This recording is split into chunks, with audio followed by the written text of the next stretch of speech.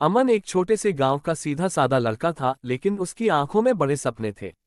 वह हमेशा सुनता था कि शहरों में जीवन बहुत तेज होता है, वहां बड़े बड़े अवसर मिलते हैं और हर कोई अपनी मेहनत से कुछ बड़ा कर सकता है।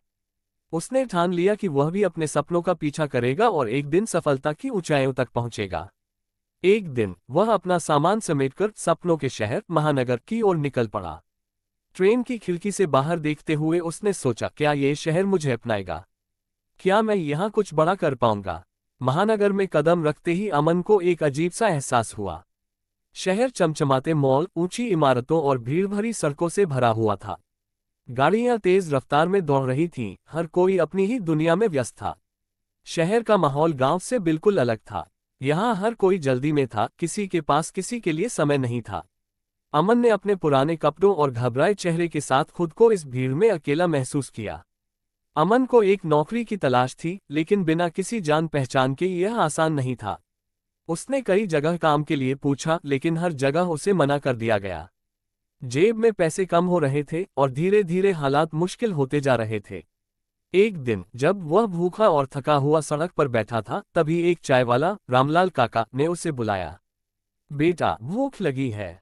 अमन ने सिर हिलाया। रामलाल काका ने उसे चाय और बिस्किट दिए और पूछा, तू नया है इस शहर में? अमन ने अपनी पूरी कहानी बता दी। काका ने उसे हिम्मत देते हुए कहा, ये शहर किसी को खाली हाथ नहीं लौटाता, बस हार मत मानना। अमन ने फैसला किया कि वह कोई भी काम करेगा, लेकिन हार नहीं मानेगा।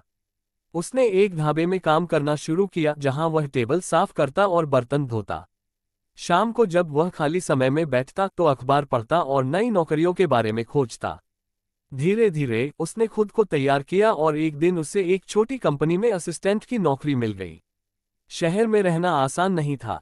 उसे कई बार अपमान सहना पड़ा, कई बार ऐसा लगा कि वह हार जाएगा, लेकिन हर बार वह खुद को संभाल लेता।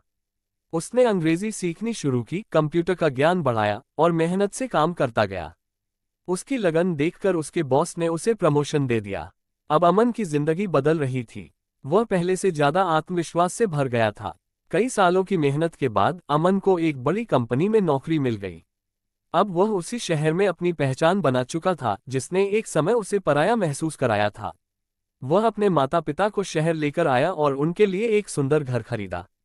एक दिन अमन उसी चाय की दुकान पर गया, जहां रामलाल काका ने उसे पहली बार खाना खिलाया था। उसने काका से कहा, काका, आपने सही कहा था।